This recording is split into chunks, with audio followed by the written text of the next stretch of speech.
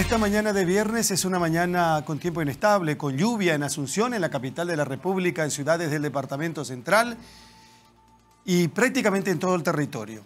Vamos a tener temperatura agradable mañana, el domingo, hoy y mañana con lluvia, el domingo sin lluvia, el lunes sin lluvia, pero repito, temperatura agradable o mucho más agradable. Estamos en plena primavera, estamos completando la primera quincena de este 10º mes del año. Hola Blas Barrios, ¿cómo le va, querido? ¿Cómo anda? Buen día. Carlos, ¿cómo estás? Un gusto saludarte a vos y, por supuesto, a todos los televidentes de esta mañana. Bien, un poco dolidos por la derrota de Paraguaya, pero... ¿Qué? Un poco dolido por la derrota de Paraguay, digo. No te afectó en lo más mínimo, Carlos. Mira, yo te voy a contar una cosa que leí de lo que escribió Andrés Riquelme. Hola Juan, perdón. Hola. ¿Cómo estás? Juan Martínez nos visita otra vez. Tiene la gentileza de venir a visitarnos. Parece que va a venir a formar parte del equipo porque hay casos que él maneja muy bien y casi diariamente y en cualquier punto del país. No, hoy Johnny Ceballos me compartía lo que escribió Andrés Riquelme. Esto tiene que ver con el fútbol, señoras y señores. Un ratito, yo sé que no quieren hablar mucho de... Dice que esta es la peor derrota de Paraguay frente a Bolivia en toda la historia, en cualquier categoría. Oficiales y amistosos. En 102 partidos que jugamos con Bolivia, oficial y amistoso, esta es la peor derrota. En 166 partidos de eliminatorias en toda la historia, esta es una de las 2 peores derrotas. Dice que Uruguay también nos ganó en el 2016 4-0 en el Centenario. Berizzo, que ya se fue ayer, dicen que le echaron, ese es el título que ponen algunos medios hoy, pero la Asociación Paraguaya de Fútbol comunicó que deja de ser técnico y se le desea éxito en lo que viene, porque éxito no tuvo en la selección paraguaya de fútbol. Jugó 31 partidos entre Copa América, eliminatoria, amistosos. 7 victorias, 13 empates y 11 derrotas. A la selección paraguaya en la época Berizzo le hicieron 31 goles, metió 39, hizo apenas 34 de 93 puntos posibles, por ejemplo, en todos los partidos que jugó. Eso significa casi 37% de efectividad. No sé, hasta las 7 la selección paraguaya no tenía nada, pero nada confirmado con relación a un nuevo director técnico. Paraguay tiene que ganar 4 partidos si quiere jugar el repechaje. Tiene que ganar 4 partidos y solamente 3 tenemos de locales. Estos 3 partidos, Blas, tampoco no nos garantiza ganar de locales. Estos 3 partidos locales, digo, no nos garantiza triunfo porque acá, en todo lo que va de esta eliminatoria, le ganamos solamente a Venezuela de local y de visitante y a nadie más. Y a nadie más. Entre estos 4 está Brasil. Por ejemplo. Pero Paraguay tiene que jugar de local frente a Chile, frente a Ecuador y no sé qué otra representación más. Y tiene que jugar de visitante frente a Perú y frente a Brasil, por ejemplo. Así que el que viene no sé qué tiene que ser. Pero se fue Berizzo y le tenemos fe a la selección ahora. ¿O hacer milagro? No, yo no sé, ya. Yo creo que es muy tarde lo de Berizzo. Fuerza, Carlos. Mucho antes. Fuerza, no pierdas la esperanza. Bueno, Juan, ¿cómo estás? Buen día, ¿cómo están? ¿Cómo andamos? ¿Todo bien? Hoy tuvimos una charla extensa con el comisario López Russo en Pedro Juan. ¿Nosotros tenemos informe o no? ¿Tenemos? ¿Tenemos también? Bueno, nomás ya está así, Soledad, tranquila nomás. Bueno. ¿Está nerviosa la...? Aparece un tal Aguacate ahora en... Tardó en aparecer. Tardó en aparecer, pero siempre está. Aguacate... O sea, pero él está libre. Está libre y es uno de los más efectivos pistoleros.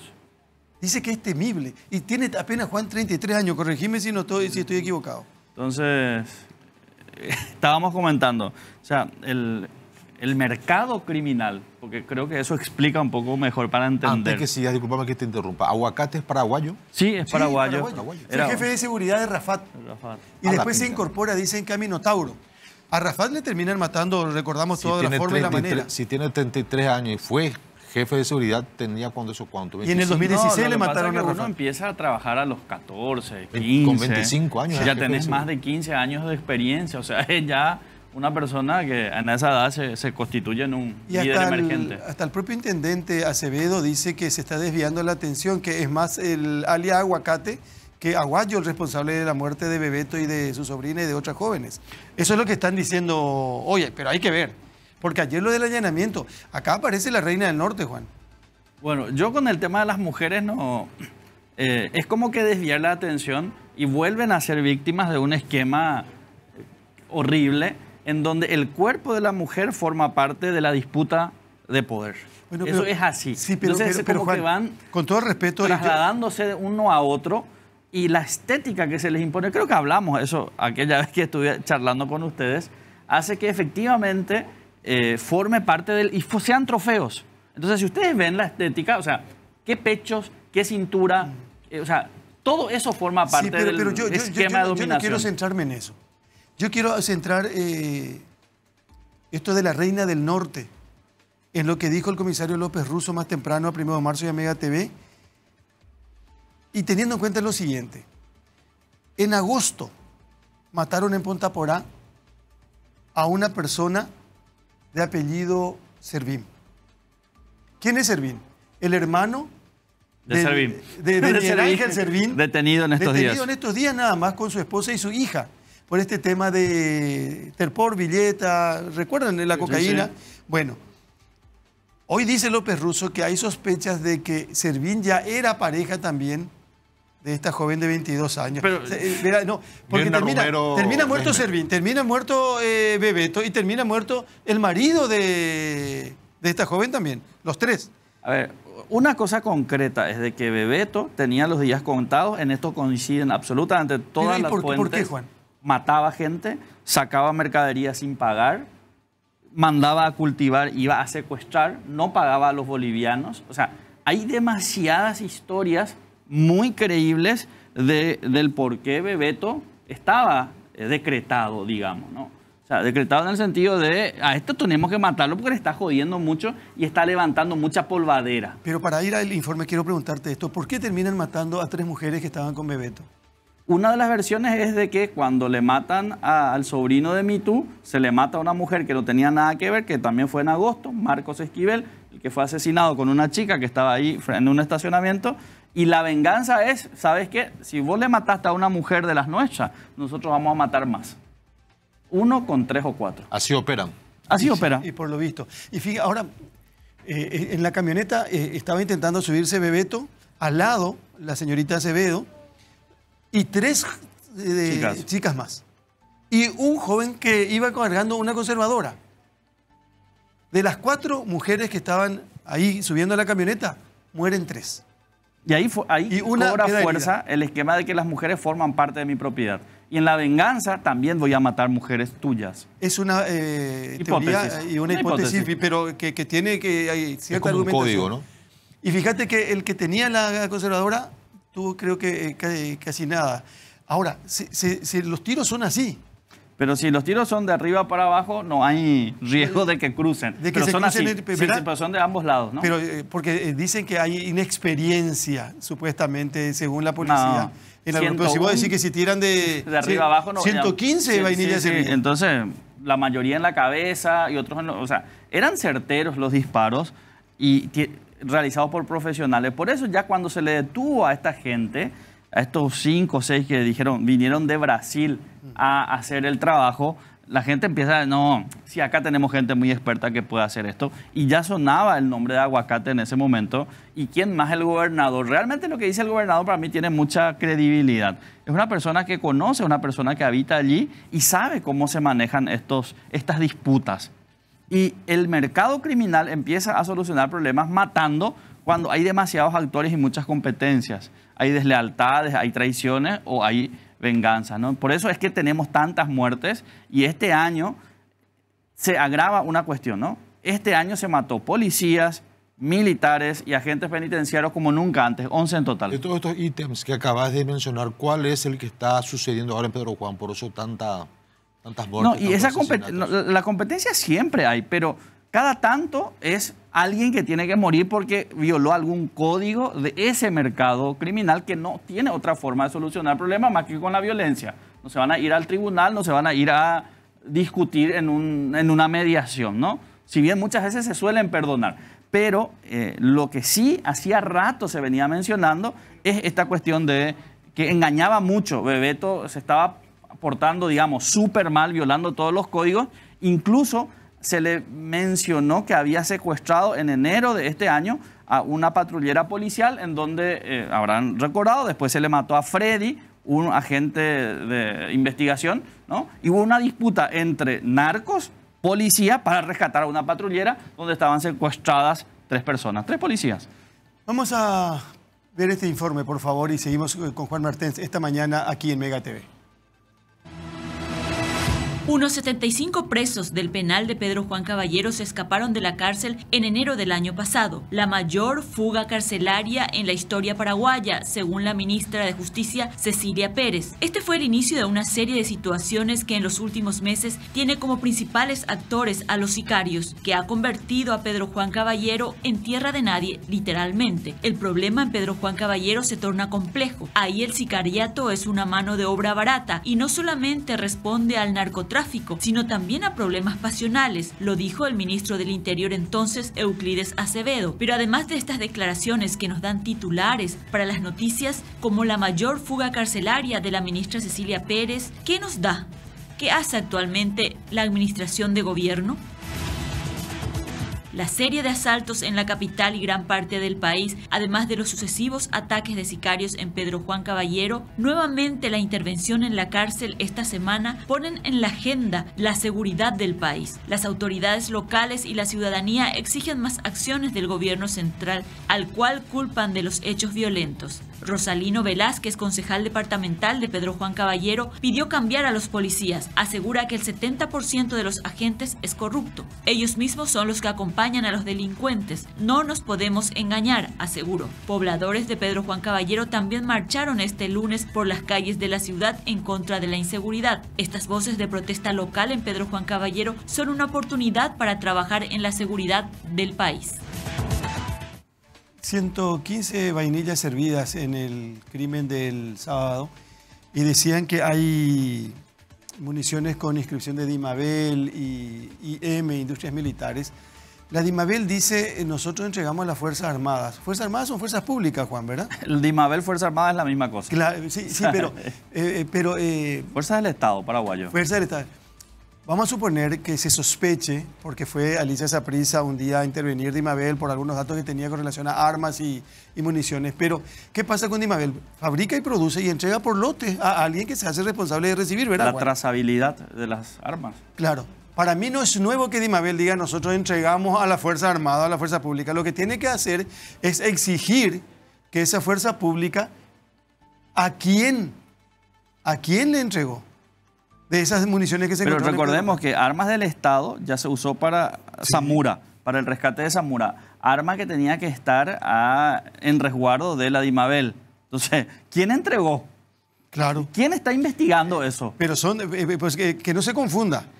Armas que tenían que estar en poder de Dimabel utilizaron en casos delictivos. Y mató a un comisario. Aquella vez Ferrari. mató al comisario Ferrari, ¿no? Bueno, ¿qué está diciendo, por favor, el fiscal Marcelo Peche hablando con Carlos Peralta en 1 de marzo en la 780? Envíen un oficio. Lo haremos, claro que sí. Ujú. Y bueno, finalmente una cuestión pasional, esto, venganza pasional, es, doctor, todo el cuádruple homicidio. En eventos criminales de esta naturaleza se trazan varias líneas. El equipo investigativo que es dirigido por la doctora Alicia Saprissa, también yo integro el grupo, el equipo fiscal, y con el apoyo naturalmente de la Policía Nacional, traza varias líneas y ellas van siendo verificadas, descartadas, ampliadas, modificadas. Sí, uno de los componentes que podría haber dado efectividad a este hecho es el de relaciones sentimentales entre personas vinculadas al mismo, claro que sí. Ujú. ¿Cómo llegan ustedes hasta el penal de Pedro Juan Caballero? ¿Qué los llevó hasta ese penal, doctor? La convergencia de varias fuentes que reiteraban que elementos clave podrían encontrarse en la celda del señor Ramón Aguayo, en razón de la proximidad que tendría con otras personas que también están sospechadas. No quiero ser muy puntual al respecto, no puedo ser muy puntual al respecto, pero eso nos lleva a generar el allanamiento y a obtener elementos clave que peritados podrán esclarecernos suficientemente varias de las dudas o generar observaciones puntuales respecto a nuestra hipótesis del caso. Y bueno, el allanamiento de ayer en todo sentido fue oficioso, pero nos llevamos realmente una impresión bastante significativa y generó muchísima preocupación el escenario del pabellón F. Ustedes habrán podido verificar, visualizar en las imágenes la magnitud del mismo, el área común que tenía con todo lujo, mesas de billar, elementos de gimnasio. Pero lo más preocupante, yo soy realmente me adscribo a dotar al recluso de las comodidades necesarias para su readaptación social, Carlos. Sí. Pero el escenario varía preponderantemente y varía sustancialmente cuando tienen todas las facilidades que son las que precisamente le permiten operar desde adentro. Y sabemos que estas organizaciones criminales como el PCC, Comando Vermelho, y varias que no tengan a lo mejor tanta connotación mediática, pero sí en esencia son importantes, sí operan desde adentro. Ahora, ¿quién autorizó? Si tienen Doctor, sistema de móvil para Internet, realmente las perspectivas de éxito en la persecución penal contra estas organizaciones decrece ostensiblemente. Sí, totalmente. Ahora, la consulta es, ¿quién autorizó la reforma de esa celda? Sí, yo te quisiera centrar mis apreciaciones en el impacto y en la resultante de lo que esto implica. No quisiera ingresar en el campo de las responsabilidades, ¿no? Pero claramente, en Pedro Juan Caballero, hace no mucho tiempo se jugaron más de 70 personas. Sí, sí, sí. Realmente hasta ahora estamos intentando aprenderlos de vuelta y someterlos al proceso. Y realmente llegar y encontrar esto fue bastante fuerte para los investigadores, fue bastante desalentador y genera una preocupación importantísima, porque esto no ingresa en forma solapada.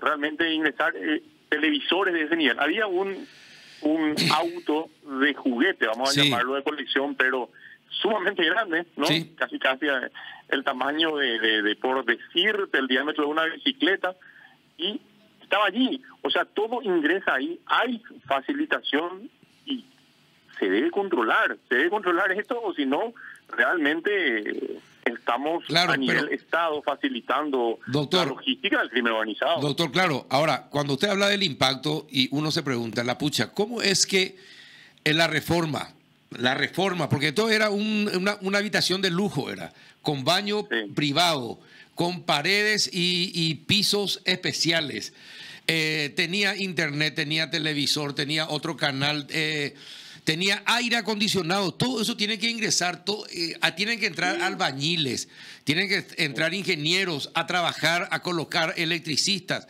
a poner todo eso en condiciones. El poder que tiene el crimen organizado y este señor allí, pero es inmenso para que tranquilamente pudiera hacer todo lo que quisiera y vivir con comodidad, lujo y protegido. Y las piezas... están las famosas habitaciones para visitas privadas. Sí. Bueno, en cada una de ellas estaba pulcramente pintada la inscripción o asentada la inscripción privada, ¿no? Entonces son privadas permanentes. ¿Qué significa esto?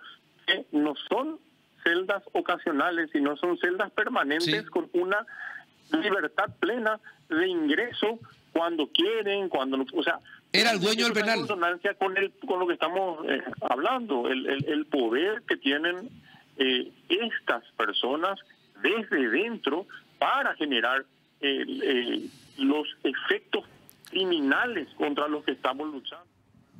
Esta es la conversación que están manteniendo en 1 de marzo Carlos Peralta y el fiscal Marcelo Pecci, Juan. El sistema penitenciario, el PCC... La cárcel es un escritorio del crimen.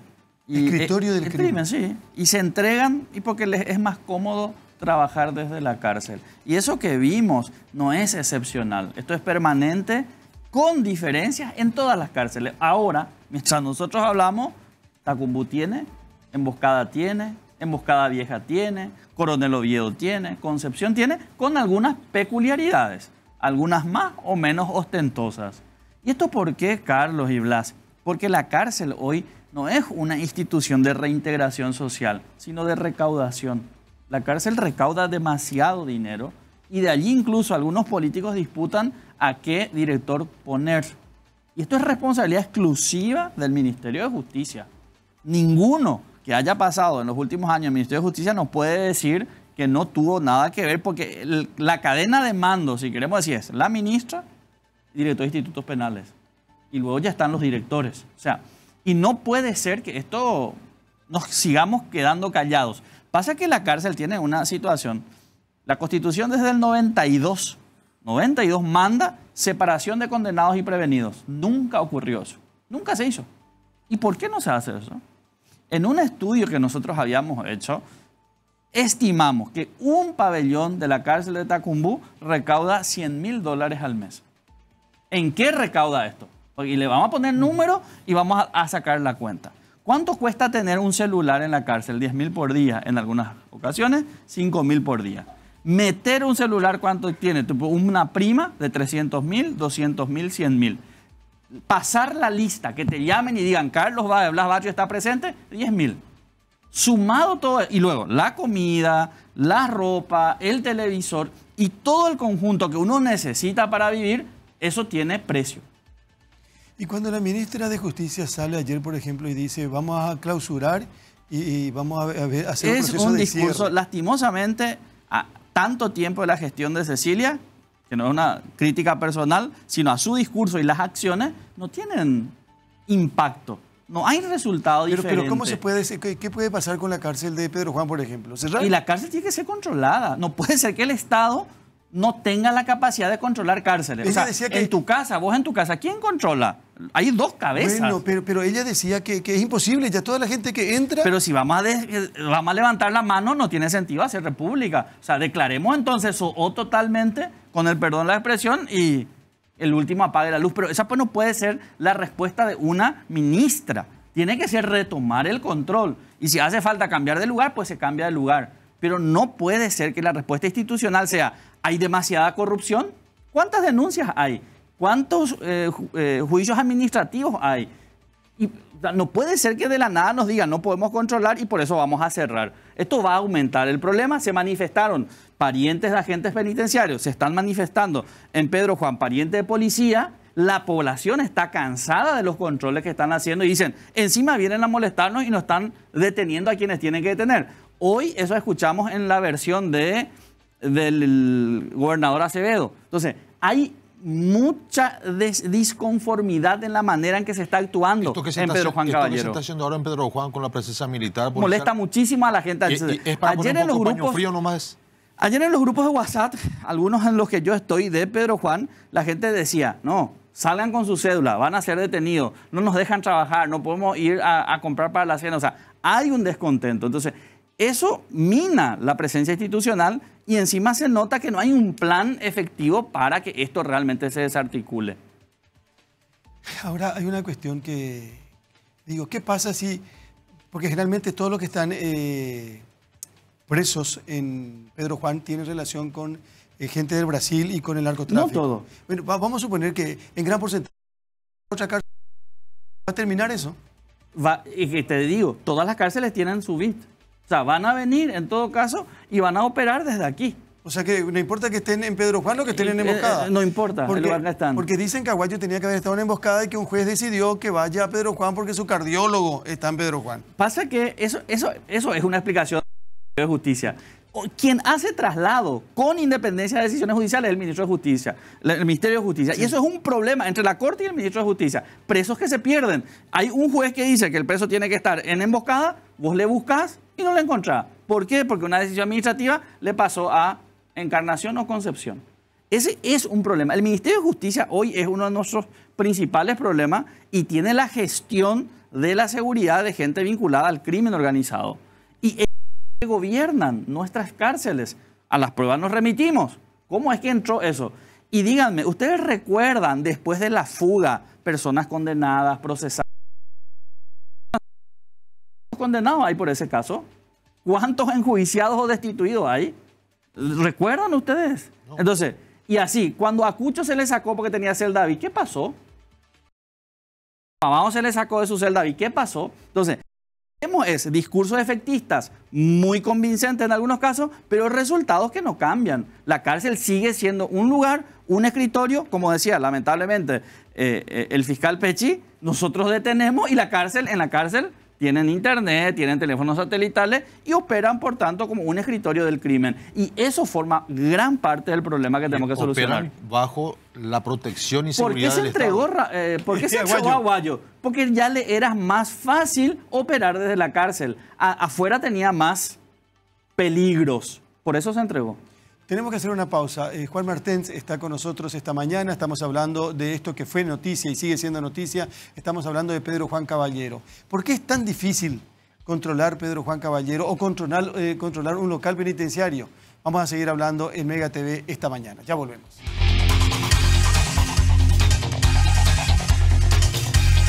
Dicen, por ejemplo, que en Pedro Juan Caballero se pelean por el territorio. Sí. Dicen PCC, la ruta, PCC. Y este que dijimos Aguacate, Ali Aguacate, él no es del PCC, él es... O está al servicio de... No, lo que pasa es que el PCC tiene una particularidad. El PCC es genial. Tiene 27 años, está presente en todos los 27 estados de la Federación Brasileña, más Bolivia, más Perú, más Colombia y Paraguay. Y tiene una particularidad de hegemonizar y pacificar los territorios donde van. ¿Por qué? Porque ellos deben autorizar las muertes. Y si ustedes vieron, el gobierno brasileño confirmó la autenticidad. Si bien ayer la abogada del PCC nos hacía también el tocorré del Salve Geral, un comunicado general que el PCC sacó diciendo nosotros no somos los responsables. ¿Y por qué esto era tan importante? Porque el PCC tiene esa particularidad de aquel lugar que ocupa son ellos los que deben pacificar para que puedan negociarse tranquilamente. Entonces, PCC es un gran actor en este momento en Pedro Juan Caballero. ¿Por qué? Porque PCC vino a Paraguay a controlar los cultivos de marihuana para que sea más barato la venta final en Sao Paulo. Recordemos que Sao Paulo tiene 45 millones de habitantes y el consumo de marihuana está como muy naturalizada. Entonces, toda esa producción, paréntesis, Paraguay es el mayor productor de marihuana. Cerca de 20.000 personas trabajan en eso, son 7.000 hectáreas cultivadas. Todo eso va para Brasil, básicamente, ¿no? PCC. También somos el territorio de pose y reingreso de la cocaína. Y ahí aparecen los bolivianos, los peruanos, los colombianos, que traen la cocaína hasta aquí y a partir de aquí se van redistribuyendo.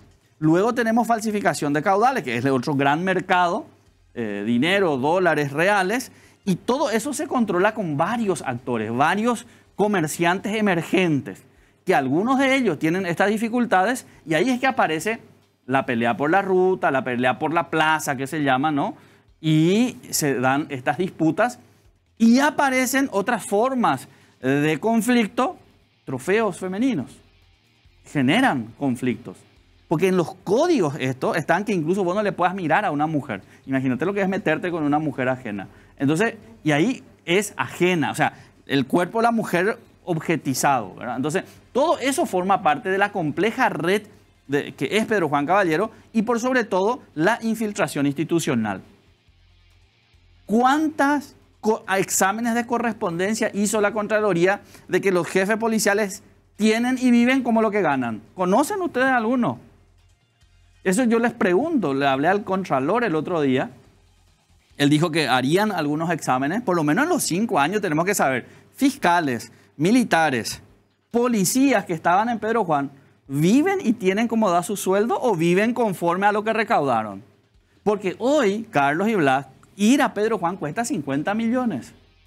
O sea, vos te querés ir a Pedro Juan, te vas con policía, te vas a la comandancia, 50 millones te asignan a un puesto de control de... No puede ser, Juan. Sí, por favor, te invito a que confirmes y contrastes esa información. Quiero ser jefe policial. No jefe, subordinado policial, y vas a pagar eso y vas a tener que recuperar y vas a tener que mandar aquí una parte. O sea, te ruego por favor que confirmes esta información. Aparte de los 50 millones también hay que recaudar. Obvio, eso es por irte. Entonces, ese es el esquema de corrupción que necesitamos que se intervenga. Nosotros en la Universidad Nacional de Pilar hicimos un documento de 10 puntos, le vamos a mandar, que se debe considerar para el abordaje de la seguridad. Hemos enviado a la Contraloría General de la República Y justamente este tema forma parte de uno de esos puntos. Se tiene que controlar y proteger la integridad policial. Cuando se dice que cuesta controlar la penitenciaría, yo pregunto, ¿cómo controlas, Pedro Juan? La ciudad. No, tiene que haber intervención institucional e interinstitucional, presencia institucional. Recordemos que tiene que funcionar el sistema de justicia, el sistema de seguridad, tiene que funcionar el hospital, tiene que funcionar la ANDE, o sea, todo debe funcionar, el Estado debe funcionar para que aquello sea efectivamente un lugar de la soberanía. Lo que hay que recuperar es la soberanía. El director policial de Amambay, López Russo, decía que se retira el refuerzo que está hoy en Pedro Juan y todo va a volver a ser igual. Yo no creo mucho en lo que un policía diga en ese sentido. ¿Por qué? Porque forman parte y conocen cómo funciona. Pero entonces, y es una ¿cómo? forma de asustar nada más eso, porque la presencia muchas veces está beneficiando o perjudicando a uno u otro sector. Entonces, lo que nosotros necesitamos es que no haya impunidad. De los 70 asesinatos por sicariato que ocurrieron este año, ¿cuántos condenados hay? ¿Y eso es responsabilidad de quién? Es de la policía. Que nos traiga pruebas y que la Fiscalía procese y condene a los autores. Pero el famoso ajuste de cuenta, con eso se acaba todo. Pues con eso se acaba todo. O sea, ajuste de cuenta, ajuste pasional, pelea por territorio y cómo se justifica. Tenía que morir nomás luego. Muchas veces dicen que no se le hace mucho caso porque se matan entre ellos. Y vemos que no es tanto así. O sea, hay gente, daños colaterales que se dan cada tanto y no podemos seguir justificando si queremos intervenir institucionalmente. Es recuperar la soberanía. O sea, que el Estado paraguayo, Pedro Juan, forme parte del Estado paraguayo. Eso es lo que tenemos que hacer. No puede ser una No puede cuestión ser aislada ahí. anexada, Sí, dice, no, no, así nomás luego vamos a cerrar la cárcel, la policía. O sea, nada entonces funciona. Lo que siempre dice el gobernador, a nosotros hace décadas que no nos hacen más caso. No le hacen caso por desidia, por desinterés, o porque les pero conviene. Juan, es el reflejo del abandono estatal y de la infiltración institucional del crimen organizado Pero no es de de hace ahora, muchos Juan, ¿y por años. qué? De muchos años. Y porque no tenemos política sostenible. Como ahora tampoco estamos teniendo política ¿Es por sostenible. eso o porque le conviene que Pedro Juan funcione de esa manera por la recaudación? Ambas cosas, pero no hay una política sostenible. No hay. Hoy yo no conozco, no sé si ustedes conocen o leyeron, ¿cuál va a ser el plan de intervención del Estado en Pedro Juan de aquí a 1 año, a 5 y a 10? ¿Conocen? No. Entonces, No creo que hoy exista. estamos discutiendo, en un mes, en 1 año, vamos a seguir discutiendo y todos los años en Pedro Juan sistemáticamente se viene matando cerca de 130 personas. Se criticó mucho y se habló mucho de lo que se escuchó y se vio cuando estaba el ministro Yucio, estaba el presidente de la República, y Yucio hizo una explicación, estaba hablando y después el presidente de la República dice, sí, pero necesitamos resultados. De una manera cansina, se discutió hasta el tono Sí. del presidente de la República y muchos dijeron que eso no tendría ni que hacerse de esa manera. Tendrían que darse las indicaciones contundentes, categóricas, firmes y a lo mejor en otro ámbito. el responsable es Yucio. Nos gusta o no nos gusta, o le gusta a él o no. Porque él es el ministro. El presidente está bien que le exija resultados, pero él tiene que ir con un plan.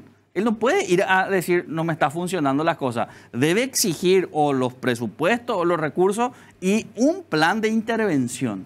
La política de seguridad exige intervenciones sectoriales, porque mientras nosotros nos estamos ocupando de Pedro Juan Caballero, el Departamento Central tiene y está sufriendo una pandemia de delitos predatorios.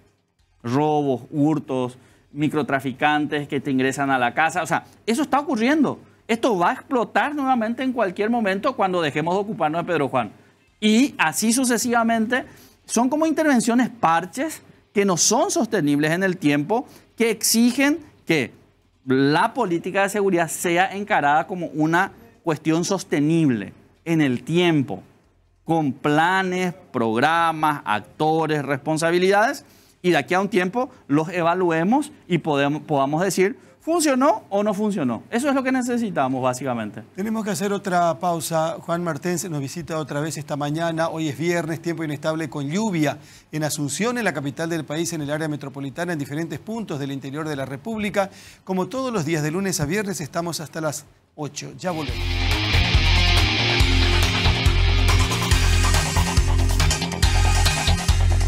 Entre tantas expresiones del gobernador de Amambay, Ronald Acevedo, nosotros utilizamos en la tapa de la mega cadena una frase que decía, los narcos que vienen de Brasil nos van a comer todos. O sea, esto uno dice Sinaloa, dice México, dice Colombia. En Colombia, pero años, la justicia funcionaba de esta manera. Aquel que no estaba de acuerdo, si no daba una sentencia favorable al narcotraficante, terminaba muerto él y algún familiar. Lo que habrá sido eso, lo que es hoy México, Sinaloa, por ejemplo, lo que es parte de la Argentina hoy, Juan. Cerquita. 1000 kilómetros menos, Rosario. 800 kilómetros. Los monos. Por ejemplo. Matando gente también. ¿Verdad? Las villas en la misma ciudad, Buenos Aires. Y lo que estamos viviendo hoy, porque acá nos estamos olvidando, todo se centró en los últimos días en Pedro Juan Caballero. Y la muerte del capitán de navío y la muerte de Schwarzman. ¿Qué se dijo más de esa investigación? ¿Qué sabemos? Opareí, así en la expresión bien paraguaya, ¿verdad? Opareí, la impunidad que alienta y es criminógena. Y eso todos acuerdan. O sea, cuando no se soluciona un problema, genera condiciones para que otro ocurra. Entonces, el problema es que tenemos que tener más Estado, más democracia y más intervención institucional. No hay otro camino. O sea, se tiene que empezar a sancionar, castigar, individualizar a los responsables y tener intervenciones institucionales. Ese es el camino que recorrió Colombia, que vemos que va saliendo en algunos lugares, ¿no? México hay zonas absolutamente tomadas por el narcotráfico hasta hoy. Hay, creo que le mencionaba, Tecapaltepec se llama uno, ¿no? Que hoy está peleándose las Autodefensas Unidas contra el cártel Jalisco Nueva Generación. Se están peleando y el Estado mexicano no se mete. No se mete. Es buscar un poco en internet, Tecapaltepec, el problema que ahora está teniendo. Es como si fuese Pedro Juan, pero no se vaya el Estado, no se vayan los policías y los lugareños armen su ejército y se estén peleando con los cárteles. Eso está pasando en América Latina, cerca. Y es el camino Juan, que... ¿Y vos crees que, por ejemplo, se centra todo esto en Pedro Juan Caballero, pero esa gente dedicada al narco puede venir a Asunción, puede irse a otro punto del interior? Están viniendo. De hecho, a Servín, ¿dónde lo detuvieron? Aquí. A Pisca, un gran miembro de la estructura del PSC, lo detuvieron aquí. ¿Quién le estaba cuidando a Pisca? No sé si recuerdan ustedes. Un comisario condenado a 6 años. ¿No era apellido Báez? Sí, no sé si era Alvarenga. No, en serio. Sí, no, creo. No es Báez Alvarenga, es un narcotraficante, un comisario que... Ahora está condenado. Una casa en Villamorra. Sí, ese de la Cuarta. Era el jefe de la Cuarta, está condenado. En estos días se le condenó, sí, ¿no?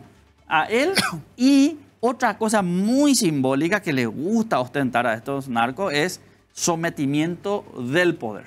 Entonces, ¿quién era su doméstico? Porque así aparece en la sentencia, era un policía. Un policía que el comisario le dio para que le trabaje de chofer, y él se jactaba de que lavaba su ropa.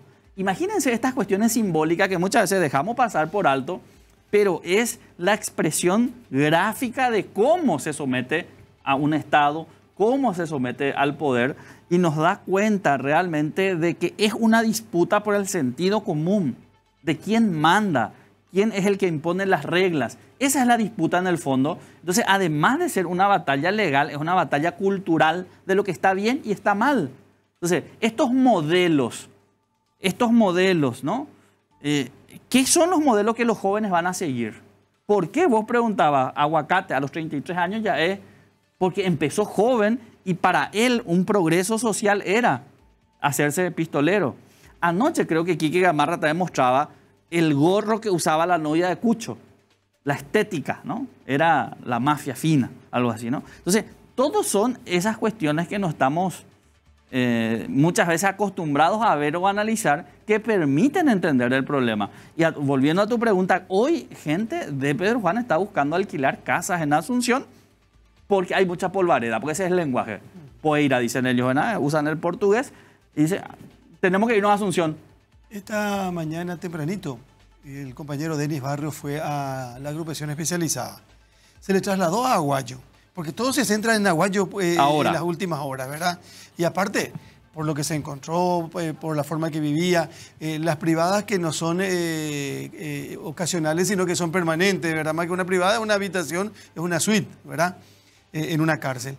Y Habló, Blas Vera hablaba de que tienen 150 presos hoy en la agrupación especializada y decía que va a tener el mismo trato que todos. Mentira. El mismo trato que todos, seguro, comiendo asado todos los días, jugando no. piqui. Entonces yo le pregunto, ¿qué cenó anoche? ¿Qué se cenó anoche en la agrupación especializada? Y me dice, él se cenó tortilla. ¿Y cenó aguayo? Le digo, no quiso cenar. Entonces me dicen, ¿qué habrá cenado el miércoles a la noche aguayo? Porque no habrá sido tortilla el menú en Pedro Pues Juan recordate Caballero, que los delivery, todos los deliveries llegan a la cárcel. No te olvides de eso. Vos querés comer hamburguesas, papa frita, del lugar que sea, vos llamas y te hacen entrega a la cárcel. Pero no podés tener teléfono. ¿Quién dice? No deberías tener, ¿verdad? No, pues el delivery funciona. Funciona. Claro, Y llega, hacen entrega a el domicilio. teléfono no tienen los presos. El teléfono lo tienen preso, el teléfono cuesta tenerlo, recauda. Y ahí vamos, otra vez al círculo vicioso del por qué el Ministerio de Justicia debe poner orden en la cárcel. No puede ser que las facciones criminales sigan controlando las penitenciarías. ¿No te convence que se diga que esto es una cuestión, lo de Pedro Juan, lo que ocurrió el sábado es una cuestión pasional? A mí no todavía. Los elementos que hay y de gente que está contando no es solamente una cuestión de trofeo femenino. No, claro, porque evidentemente la forma que se hace tampoco no es una cuestión así... No. Acá hay armas, municiones... Hay despliegue, hay un montón de cosas. Y ahí, con la reconfiguración del poder que se dio en Amambay, recordate que perdió, por ejemplo, las elecciones el hermano de Chichanó. En Capitán El Bado. Capitán Bado. O sea, eso es prácticamente es un municipio al lado, ¿no? Entonces, todo eso está dándonos a otras pistas que tenemos que analizar para ir entendiendo el conflicto que se da en este momento en Pedro Juan. ¿Blas? Esta Mirna Romero Lesme, la mujer que fue hallada junto con Aguayo en la cárcel, ella podría ser también considerada un eje de todo este problema que generó el cuádruple homicidio. Y eso, o sea, si vamos por la lógica de que era una cuestión pasional y tal vez tenga cierta relevancia su presencia en ese momento, ¿verdad? Pero yo insisto que hay que descartar las otras hipótesis de disputas, de cobrar, de traición, de negocio, ¿no?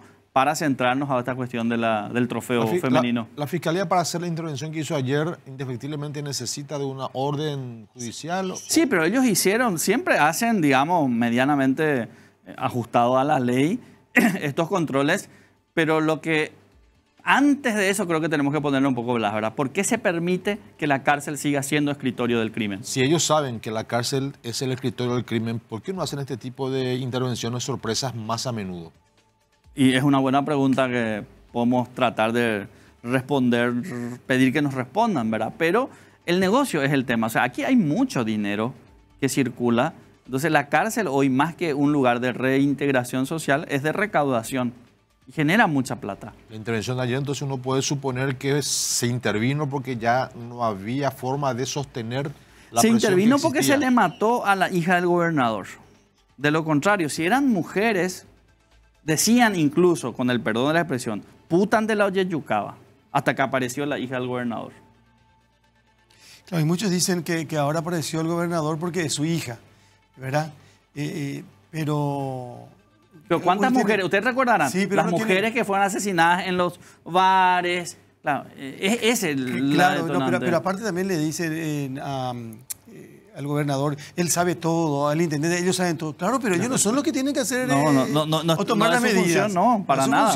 Para ahora nada. Fueron tocados, lógico. Son víctimas, ahora son víctimas directas. Directamente. Pueden presentar una querella incluso. Directamente. Pueden presentarse en el proceso a exigir respuestas. Porque son Sí. víctimas. Anoche se hizo un allanamiento con relación a lo que pasó en Carapaí y lo que pasó en Capitán Bado también.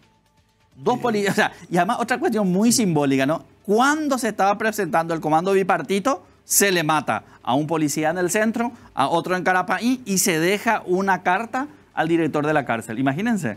Pero me estaba fijando nomás, esto es un trabajo de los compañeros de Sin Fronteras FM, hay walkie-talkie, estas son armas, miren esto, guantes, en el allanamiento de los allanamientos que se hicieron en la Mucha última sofisticación.